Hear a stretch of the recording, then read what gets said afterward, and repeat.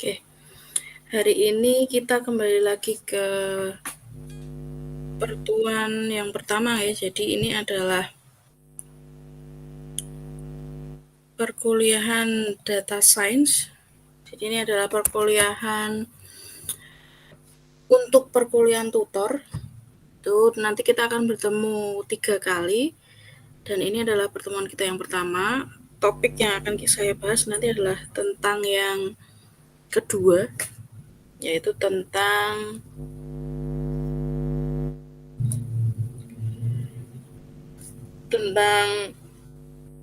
ada populasi, ada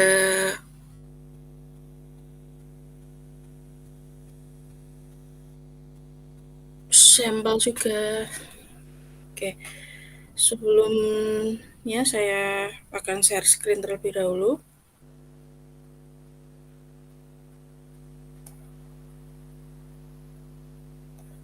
Oke, sebelumnya saya perkenalan dulu ya. Jadi perkenalkan,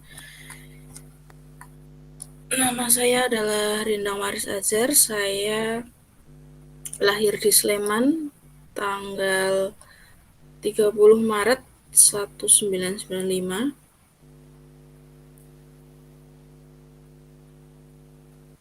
Kemudian pendidikan terakhir saya itu yang pertama S1 Pendidikan Matematika di UST. Kemudian saya kuliah lagi linear S2 Pendidikan Matematika UNY. Kemudian di samping itu saya mengambil beasiswa mikrokredensial yaitu CS5T. Ini saya ambilnya tahun lalu, tahun 2023 saya selesai Maret. Nah, itu yang diselenggarakan dari pemerintah Indonesia dengan Harvard University. Nah, dari perkuliahan itulah saya memiliki gelar tak bergelar ya, kuliah tak bergelar yaitu mikrokredensial, di mana saya diajarkan di situ bisa melakukan pemrograman ya, jadi menggunakan bahasa-bahasa Python, C, C++. Nah, oleh karena itu di sini nanti saya akan membantu teman-teman mahasiswa sekalian dalam lebih ke praktek cara menggunakan aplikasi-aplikasi. Oke, sebenarnya rencana saya itu kita akan menggunakan Visual Studio Code. Itu bisa diakses secara offline atau online, ya. Nah, tapi setelah kemarin saya menggunakan Visual Studio Code itu ada beberapa kendala. Sebenarnya bagus ya. Tapi kendala yang saya rasakan itu kalau untuk perkuliahan harus install dulu, kalau yang online nanti harus istilahnya mendaftar dulu. Sebenarnya nggak masalah, tapi nanti ada beberapa kendala di mana saat install extension-nya itu ada yang tidak bisa terbaca. Nah, saat itu saya mencoba pindah menggunakan yang online. Nah, saat pakai yang online itu lancar-lancar saja, tapi nanti kendalanya ada. Biasanya ada kemarin beberapa mahasiswa yang menemui kendala. Nah, oleh karena itu saya coba migrasi ke Codespace. Codespace ini sebenarnya bisa juga untuk Python. Nah, tapi di sini kalau Codespace itu kita harus buka akun GitHub. Habis itu buat repository. Nah, dari situ baru bisa menguatkan Visual Studio Code. Tuh ya. Jadi sebenarnya di sini saya menekankan kita akan menggunakan bahasa pemrograman yang Python ya, yang akan kita fokuskan. Kemudian di mana kita akan belajar tentang bahasa pemrograman. Nah, sebenarnya kalau secara sejarah itu bahasa pemrograman itu awal mulanya dari C, kemudian C++. Kemudian berkembang sampai saat ini yang paling populer digunakan itu yang Python. JavaScript juga. Nah, dan sebagainya. Nah, bahasa pemrograman ini adalah bahasa berarti artinya bagaimana kita akan berkomunikasi dengan komputer agar kita itu bisa menciptakan suatu program yang kita inginkan. Tuh, nah itu adalah goals dari perkuliahan kita kali ini. Nah, sebenarnya kenapa sih kok kita pakai Python, kok nggak C++? Nah, karena Python itu dia biasa digunakan untuk membuat aplikasi, perintah komputer, dan analisis datanya ini. Yang lain apakah nggak bisa? Bisa juga. Nah, kelebihan dari Python ini nanti dia simple sintaknya ini. Jadi sintaknya paling simpel daripada yang lain. Kalau yang lain itu masih cenderung kompleks karena kita sintaknya itu lebih panjang daripada Python juga. Kemudian library-nya, nah ini di library-nya itu jadi di Python itu ada banyak. Kita nanti bisa pakai NumPy, bisa pakai Matplotlib dan sebagainya. Nah itu nanti kita tinggal memanggil library-nya. Kemudian untuk open source, jadi semuanya itu bisa menggunakan Python. Banyak website, banyak aplikasi-aplikasi pemrograman yang dia sudah support dengan Python. Nah kemudian ini sebenarnya ini latihan yang saya gunakan menggunakan Codespace atau Visual Studio ya. Nah sekarang saya akan coba pakai aplikasi yang lebih mudah ya dari perkuliahan Pak Wicak, atau di topik 1-2 itu beliau menggunakan yang Kaggle ya. Kita coba. Sekilas tadi saya coba dia lebih ringan sih daripada Kaggle, daripada menggunakan Visual Studio Code. Oke, saya sekarang akan share screen.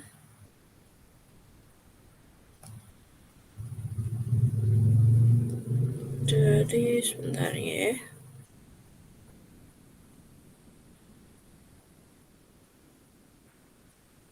Dari Kaggle ya.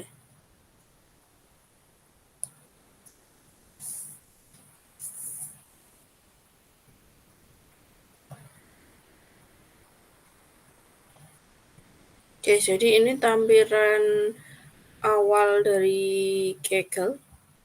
Teman-teman bisa tinggal akses di kaggle.com. Kemudian langkah pertama yang perlu dilakukan adalah sign in dulu ya. Nah itu teman-teman tinggal pilih, bisa bebas mau yang mana saja. Kalau saya sukanya yang sign in-nya terhadap Google ya, Gmail boleh. Nah ini di sini tampilan awal. Kemudian bagaimana cara kita menggunakannya, ini bisa tinggal klik create.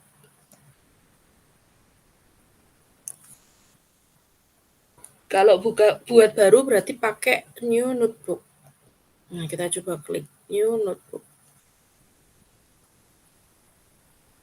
Oke, kita sudah masuk ke tampilan awal dari Kaggle. Nah ini kita bisa beri judulnya ya, misalkan data, sorry.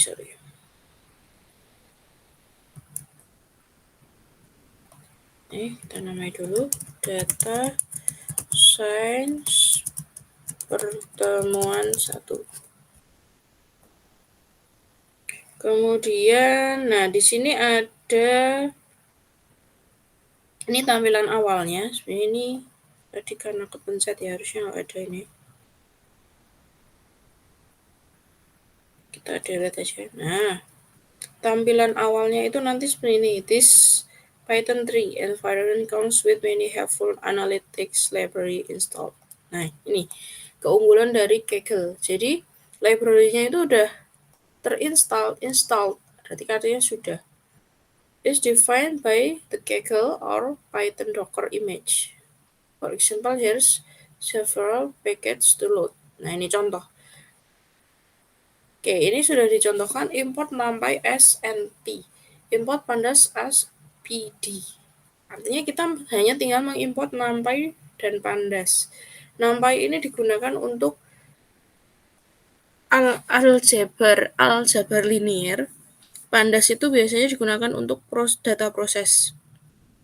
Nah, Kalau kita nggak pakai Kaggle atau nggak pakai yang lain, sebenarnya nggak harus pakai Kaggle juga ya, ada banyak, ada Jupyter, ada Anaconda, dan sebagainya, Notepad++. Nah, ini yang sejauh ini yang saya coba yang simple ini pakainya Kaggle ini. Nah, di sini kalau kita nggak pakai ini, NumPy itu kita harus install dulu. Nah, caranya gimana? Caranya itu kita harus menggunakan pip install pandas, pip install NumPy gitu. Nah, karena di sini dia sudah otomatis terinstall, jadi kita tinggal manggil aja. Nah, jadi simpelnya Kaggle itu ini. Ya, itu tadi pengantarnya aja. Ini bisa kita hapus. Nah, sekarang kita coba menggunakan dasar dari penggunaan Python dulu ya. Kita belajar dasarnya dulu. Nah, pada pemrograman ada yang namanya integer. Integer itu bisa kita bilang seperti variabel. Nah, dalam matematika atau dalam bahasa pemrograman, yang namanya variabel itu kalau sudah didefinisikan misalkan A besar, ya dia akan terbacanya itu A besar, misalkan A besarnya itu 3. Nah, tapi kalau kita buat lagi A besar itu 6, jadi A besar yang pertama itu nanti jadi hilang. Saya perbesar lagi ya. Oke. Nanti yang pertama itu jadi hilang, tertimpa dengan yang kedua. Kemudian untuk menampilkan hasilnya bagaimana? Ini coba kita run. Ini execute cell. Kita coba dulu. Kalau di awal dia agak loadingnya lama ya ini. Nah, jadi ini sebenarnya bawaannya dari Jupyter juga ini. Jadi ini ngebut dulu.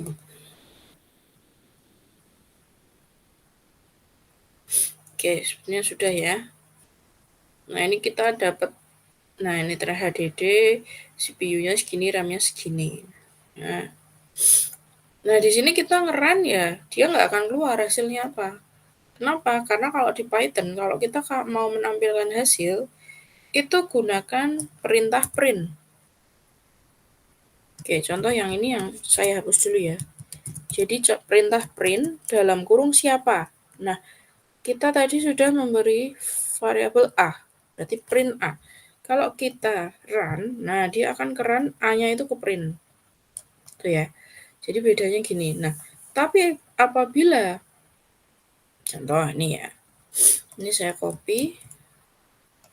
Nah, ini kan A sama dengan 3. Saya masukkan lagi A sama dengan 5. 3-nya nanti akan tertimpa dengan A yang baru. Oke, kita coba ya. Nah, jadi A variabel yang pertama tadi jadi hilang, tertimpa dengan A yang baru. Oke, jadi itu cara kerja dari Python. Oleh karena itu, jika kita ingin menggunakan variabel yang berbeda, ya pakai simbol yang berbeda. Nah, antara A besar dengan A kecil itu pun nanti juga cara bacanya beda. Contoh ya. Ini kita punya A. Kita coba B ya. B besar dengan B kecil. B besarnya misalkan 1. B kecilnya 2. Nah, ini kita mau print B. Kita coba kita run. Oke, 1 kan. Kalau kita instruksikan dia print B kecil di bawahnya, nanti yang ke print berarti cara bacanya dari atas dulu. Yang B ke print, B besar ke print, B kecil ke print. Kita coba run. Nah, gini ya. Jadi, variabel itu antara besar dan kecil itu sangat terpengaruhi. Ya. Sekarang akan saya lanjutkan. Kita akan coba operasi yang sederhana. Contoh, nih kita penjumlahan aja ya. Misal A besar itu 7, B itu 3. Oke, kita mau menjumlahkan A plus B. Nah, Caranya adalah kita bisa buat variabel baru, misalkan C. C itu adalah hasil dari A plus B. Nah, kita mau menampilkan hasilnya. Ingat ya, kalau kita tidak pakai print, itu hasilnya tidak akan keluar. Nah, terus print siapa? Karena hasilnya yang akan kita tampilkan, berarti printnya itu adalah print C. Berarti harusnya nanti yang keluar adalah angka 7 ditambah 3 adalah 10. Oke, ini ya. Nah, bagaimana apabila ini tidak print C? Bisa. Contoh, kita nggak mau mendefinisikan si C ini biar jelas gini, saya plus lagi ya. Oke, ini kita nggak punya C. Tapi kita pengen ngeprint hasil dari penjumlahan A dan B. Caranya adalah tinggal printnya ya kita bisa panggil gini, A plus B. Nah, nanti dia juga bisa keluar. Sorry, mana-mana ini kok tidak ada.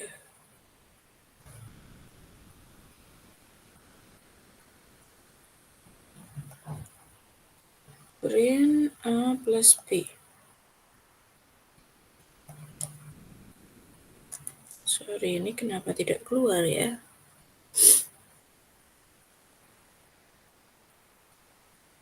Oh ya, ini ya tadi 70. Nah, jadi ini ada dua kondisi. Bisa kita membuat variabel baru dengan operasi yang kita inginkan, kemudian di print, atau kita nggak perlu mendefinisikan, tetapi di printnya ini juga ada langsung operasinya apa. Jadi bisa berbagai macam cara. Cara yang lain lagi ada di mana printnya itu biar tidak hanya berbunyi, hasilnya itu apa. Contoh, kita mau menulis gini, 7 tambah 3 hasilnya. Nah, itu caranya adalah kita pakai petik 2. Kita misalkan bebas ya ini, mau hasilnya gitu. Kemudian koma, baru operasinya apa. Oke, kita coba run. Nah, nih, hasilnya 10. Tuh ya. Nah, itu tadi adalah dasar dari penggunaan input data pada Python ya. Kemudian gini, misalkan kita mau buat kalkulator yang kita buat program yang paling sederhana deh. Dari input A sama B. Itu ya, nanti hasilnya apa. Nah, caranya berarti kan ini, kita pakai dasarnya ini aja. Oke. Berarti kita print ya, printnya itu juga 2 kali. 3, sorry. Jadi pertama print, ini kan. Kita mau print si A. Caranya bisa gini. A sama dengan, ini kan, petik. Nah, kita panggil A itu dari yang A. Kemudian kita print B, itu hasilnya dari yang B. Nah, nanti hasilnya A ini. Hasilnya kita nanti nggak kelihatan ini ya operasinya. Coba kita tengok.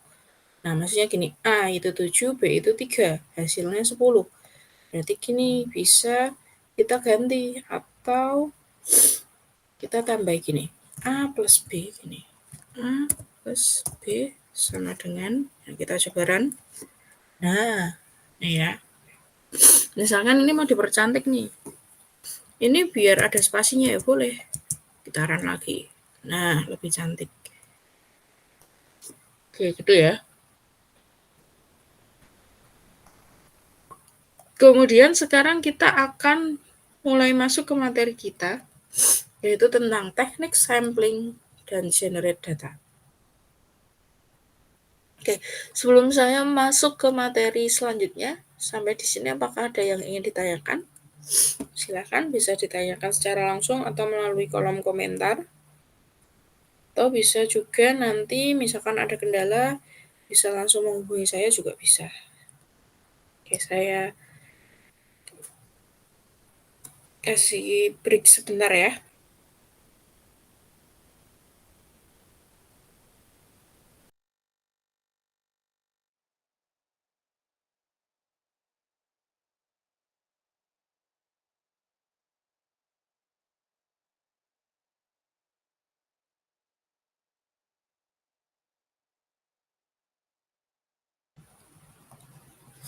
Oke, kalau misalkan tidak ada pertanyaan akan saya lanjutkan.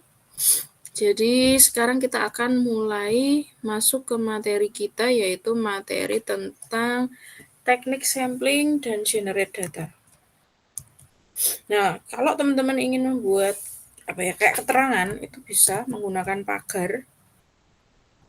Kemudian langsung masukkan aja. Nah, misalkan tentang teknik sampling dan generate data. Nah, di sini saya akan belajar membuat list populasi. Ya.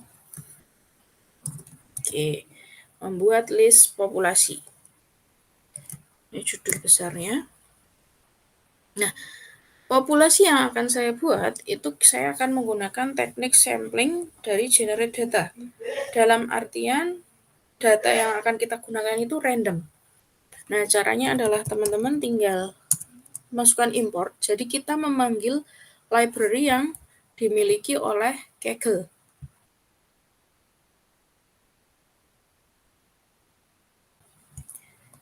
Oke, caranya import, kemudian kita akan menggunakan random.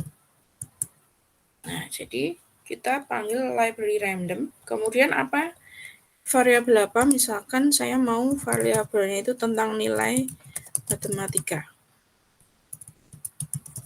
Oke, nilai matematika ini saya isi kosong. Nah, kenapa? Karena saya akan mengisi nilai matematika itu menggunakan loop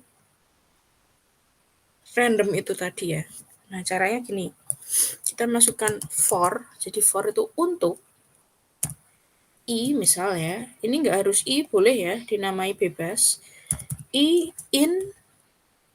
Nah, cirinya kalau apa yang kita ketik itu benar, itu nanti dia akan mengikuti warna yang sudah didefaultkan dari program ini ya. Nah, kita akan buat dulu range-nya. Random samplingnya itu saya ingin yaitu dari 0 sampai 100 ya. Kemudian ini kita loop. Jadi ini tuh ada rumus looping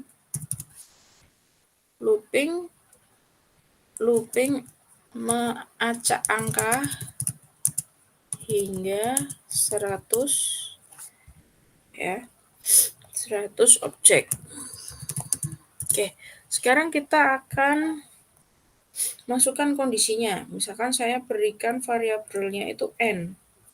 Nah, n sama dengan ini, rumus ini ada di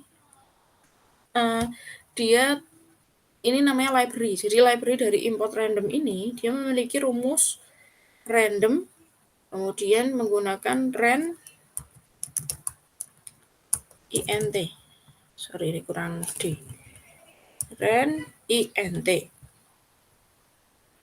Oke, kita lanjutkan lagi. Kemudian setelah itu kita masukkan angkanya 1,100. Nah, kenapa 1? Kita datanya mau ngambil 1 ya. Range nilai acak. Nah, kemudian ini kan berwarna hitam nih. Dia itu salah. Nah, random ren int benar ya. Kemudian, nah tadi kan kita membuat variabelnya nilai matematika. Di sini juga harus sama. Jadi ini kita panggil nilai matematika, kemudian kita dot append, kemudian dalam kurung n berarti kita manggil yang random ren int itu. Nah, sekarang kalau sudah, kita jangan lupa untuk print. Nah, ini teman-teman juga harus cermat. Siapa yang akan di-print? Berarti yang di-print itu adalah nilai matematika. Kita coba ya. Bismillahirrahmanirrahim. Nah, kita berhasil. Nah, ini data ini kalau dijumlah pasti berjumlah 10. Tuh ya. Sebenarnya perbedaannya kalau ini dari 1 gimana sih? Kita coba lihat aja. Kalau dari 1 ya. Nah, ini ya. jumlahnya berarti nanti enggak 100 objek, 99 karena ini kan dari 1 toh. Jadi ini 0. Oke. Nah, ini adalah cara membuat list populasi. Sekarang bagaimana kalau kita ingin mengambil sampel, jadi populasi itu kan data besarnya. Kita hanya mau mengambil sampel dari populasinya, tapi secara random.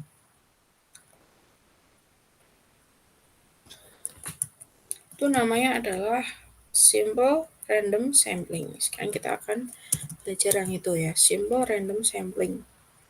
Caranya adalah sama dengan yang tadi. Bisa kita copy aja. Nih ya yang ini. Kita melanjutkan sintaknya. Oke. Sampai di sini ini kan kalau kita print nilai matematika itu dia akan menampilkan ya, menampilkan 100 objek random ya. Menampilkan populasi 100 objek secara random.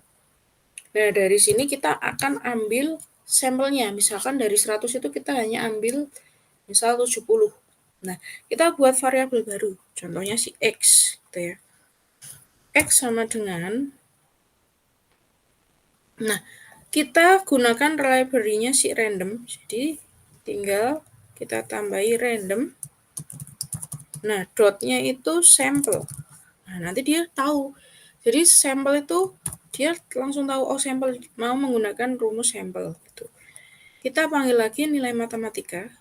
Karena nilai matematikanya tadi kan udah dari yang ini tertimpa dengan rumus yang baru menjadi dia random sampling 100 ya, sorry. Kemudian nah, mau diambil sampelnya berapa? Contoh 70. Contoh 10 dulu ya biar kelihatan. Nah, ini adalah untuk mengambil 10 sampel random secara acak. Nah, jangan lupa kita print. Yang di print ya berarti X-nya. Karena X kita definisikan sebagai random sample. Kita run. Oke, nanti akan ada 2 data. Oke, yang pertama ini adalah yang populasi.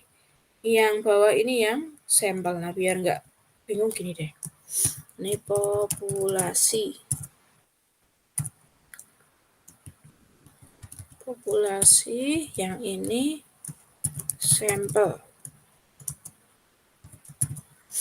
Oke, kita run lagi. Oh, sorry. Ada yang salah. Oh, salah ya, bukan di sini masuknya, sorry. Ya, nggak mau dia. Karena dia udah berupa sintak, jadi nggak boleh kita mengubah sintaknya. Nah, harusnya di sini maksud saya. Kita run lagi. Oke, nah ini ya. Jadi dari populasi ini ada 100, kita hanya ambil sampelnya 10. Kalau nggak 10 gimana ya? Ini tinggal diganti aja. Misalkan mau 50. Kita tinggal run lagi. Nah, berarti kita tidak perlu pusing, wah 50 data apa ya? Kita random pakai teknik random sampling aja. Tuh. Nah,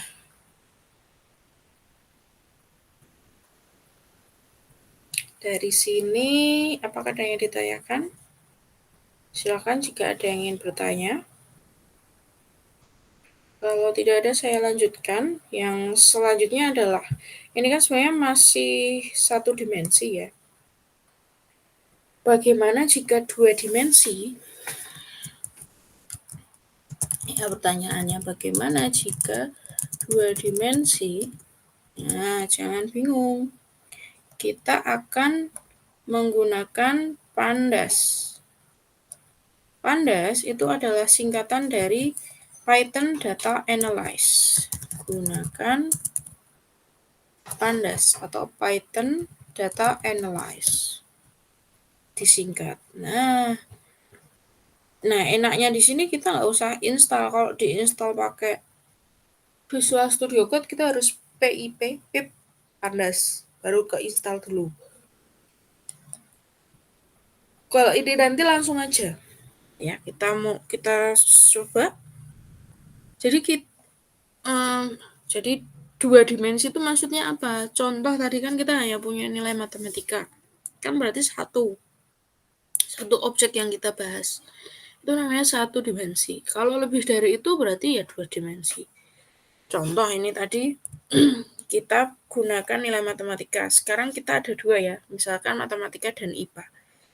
Nah, karena kita mau menggunakan dua dimensi, berarti teman-teman harus tahu, oh berarti ini kita harus pakai pandas.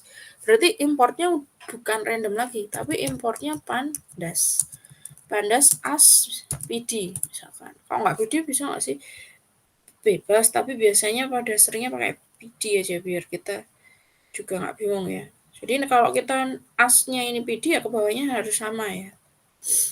Nah setelah itu kita masukkan variabel baru. Misalkan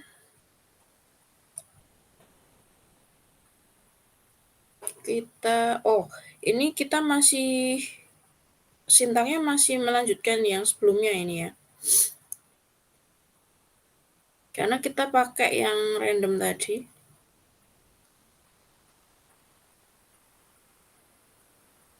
Bentar.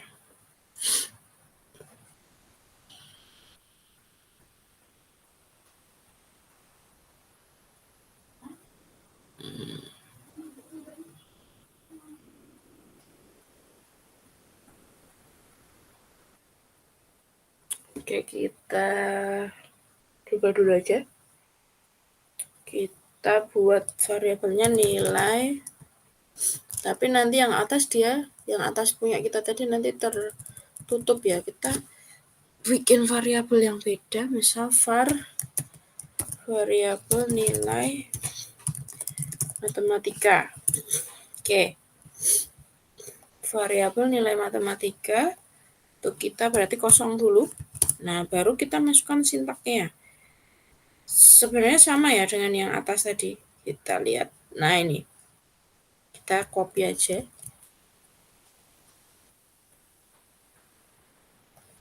Basta ya. For I in range 0 sampai 100. Dimana, nah ini kita namai beda ya, biar nggak sama dengan yang atas. M, random, in, 1 sampai 100. Nah ini berarti ini mengikuti, jangan nilai matematika, karena variabel kita baru. Var nilai matematika. Nah ini jangan lupa, bukan N tapi M. Oke, kita udah punya satu variabel. Sekarang variabel yang lain ini kita copy aja. Kita copy, kita buat lagi baru. Tapi bukan matematika. Nah, misalkan namanya IPA. Nah, di sini ganti IPA. Ganti IPA. Oke, dah nggak masalah ya. Oh iya, ini jangan sama. Tadi M, ini diganti. Misalkan yang lain deh. Misalkan R, boleh. Asalkan belum pernah dipakai. Oke, sekarang lanjut. Nah, di sini kita akan membuat dictionary dari pandas. Ya, menggunakan atau membuat dictionary pandas. Nah, disinilah si pandas berperan. Caranya adalah kita buat misalkan DF ya. Dictionary DF sama dengan, nah tadi kan ASPD nih. ASPD ini kita harus PD. Oh iya, sorry. Tadi kan ini kita pakai random ya. Berarti ini importnya juga ada dua. Import random. Oke, kita lanjut. PD dot, nah ini menggunakan dictionary data frame. Oke, kemudian data frame-nya siapa yang akan kita frame? Dalam kurung kurawal. Nah, kita masukkan misalkan kita namai ya. Nilai gini aja. Nilai matematika. Itu berarti kita ngambil dari var nilai matematika. Oke, jadi gini. Kemudian koma, sedangkan kalau nilai IPA ya, nilai IPA itu kita manggilnya var nilai IPA. Oke. Kita cek dulu. Sekarang tinggal kita coba ya, caranya ngecek data sintak kita itu benar apa enggak, kita run aja walaupun nggak ada printnya. Nah ini kan nggak ada merah-merahnya warning ya, berarti udah nggak masalah nih, alhamdulillah ya. Kita coba df info, mau keluar nggak nih, df.info.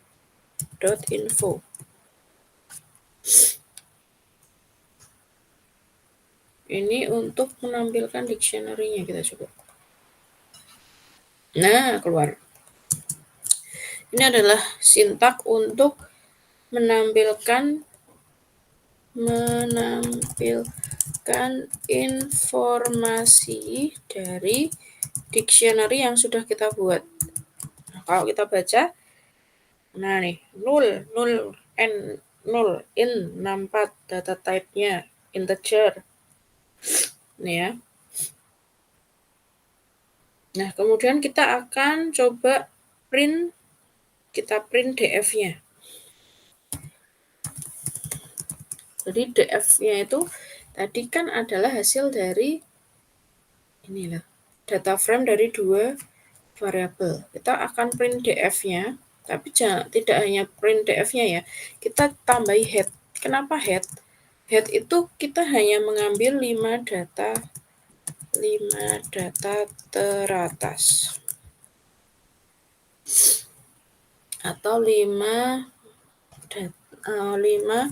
objek per 5 objek pertama yang di generate. Kita coba run dulu. Oke, nah ini dapatlah ini data 5 ya, dari 0, 1, 2, 3, 4. Kita dapat nilai matematikanya randomnya ini, IPA-nya randomnya ini. Nah, itu tadi contohnya. Nah, kalau kita mau menampilkan semua data gimana? Berarti print-nya nggak pakai head, tapi df aja. Ini head-nya kita hapus. Jadi tergantung teman-teman kebutuhannya apa. Ya. Menampilkan semua data. Kita run. Nah, nih banyak banget.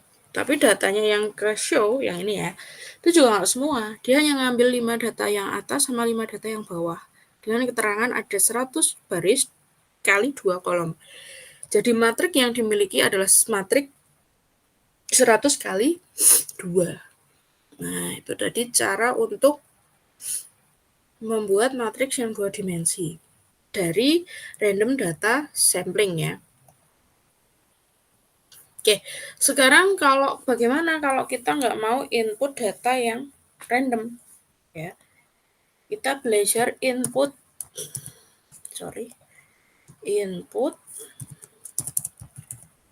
data secara manual.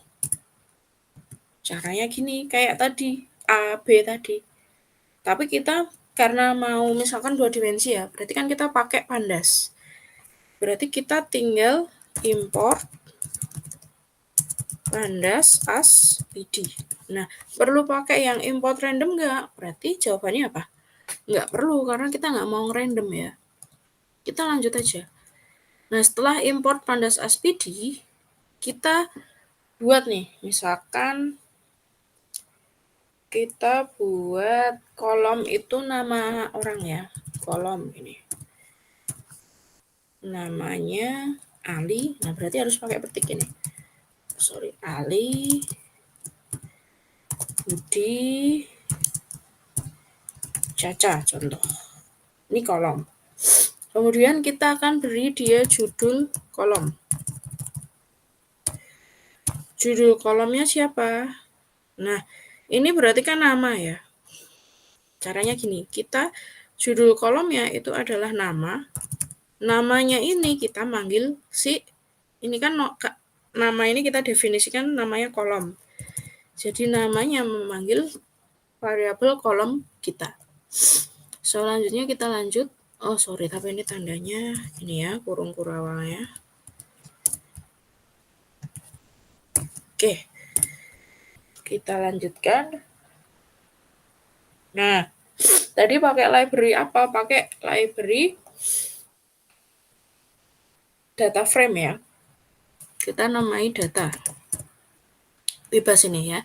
Jadi penamaan itu bebas teman-teman yang memilih, tapi yang penting konsisten dalam memanggilnya. Itu ya. Data berarti kita pandas kan pakainya PD, kita panggil pandasnya as PD. PD dot kita pakai data frame. Jadi datanya itu kita frame kan. Kita jadikan satu. Siapa yang akan kita frame kan? Si judul kolom. Oke, nah udah selesai. Tapi kalau kita nggak print, datanya nggak keluar. Tinggal print data, kita run. Nah, nih, dapat ya. Nah, tapi ini masih satu ini ya. Coba gabungkan dua keterangan sekarang. Caranya gampang. Nah, kita buat baru. Kita masih pakai import pandas as PD. Nah, tapi kolomnya kita tambahi. Ini kolom yang pertama. Kemudian kita input kolom yang kedua. Kolom yang kedua, misalkan kita mau kasih data jenis kelamin ya, berarti laki. Laki, Budi laki-laki, Caca perempuan. Oke, tadi kan gini ya. Kita akan masukkan kolom 1 dan kolom 2 pada data frame. Caranya gini. Tadi kan rumus kita ini nih, data PD data frame. Nah, ini kita copy aja biar tahu perbedaannya. Data PD data frame. Nah, berarti ini bukan judul kolom ya, karena kita nggak punya variabel judul kolom di sini. Tapi kita mau membuat kolom 1 dan kolom 2. Nah, caranya adalah kalau diamati, ini yang depan ini kan menjadi title kolomnya. Kan nama, terus jadi namanya itu manggil si kolom. Ini dipanggil. Nah, sama halnya dengan yang ini. Kita mau manggil kolom 1.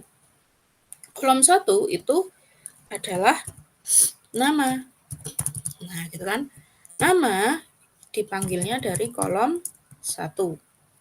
Oke, kemudian pada kolom yang kedua itu kita koma. Ini misalnya jenis kelamin. Ya, tambah tik jenis kelamin, koma, panggilnya kolom 2. Oke, kita print, jangan lupa print si data. Coba ya. Ada error. Bentar, kita cek dulu. Enggak apa-apa.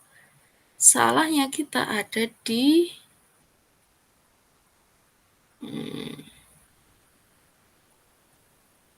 bentar. Kita cek dulu pelan-pelan.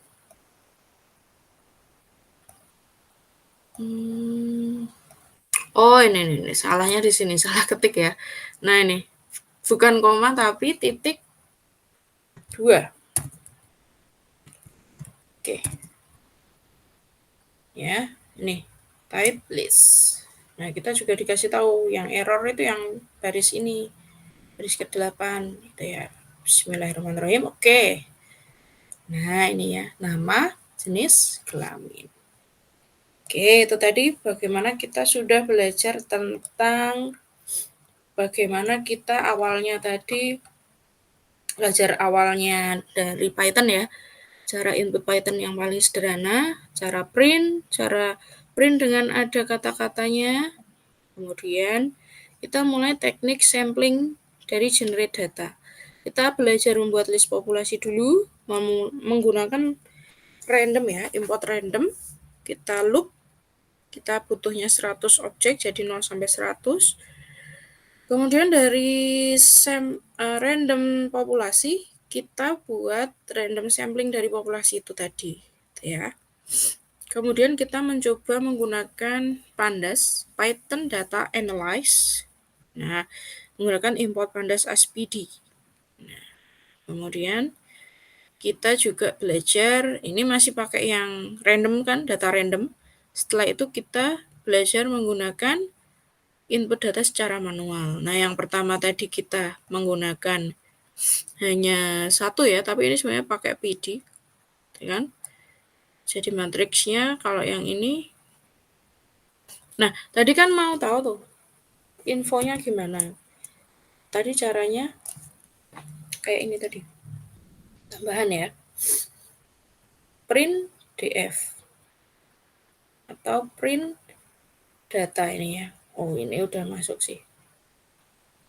Oke, karena datanya nggak banyak jadi nggak masalah.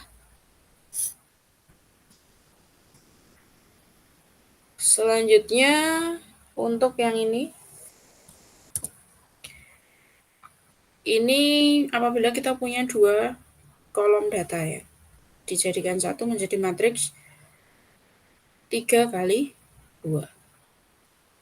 Oke, saya rasa ini yang bisa saya sampaikan.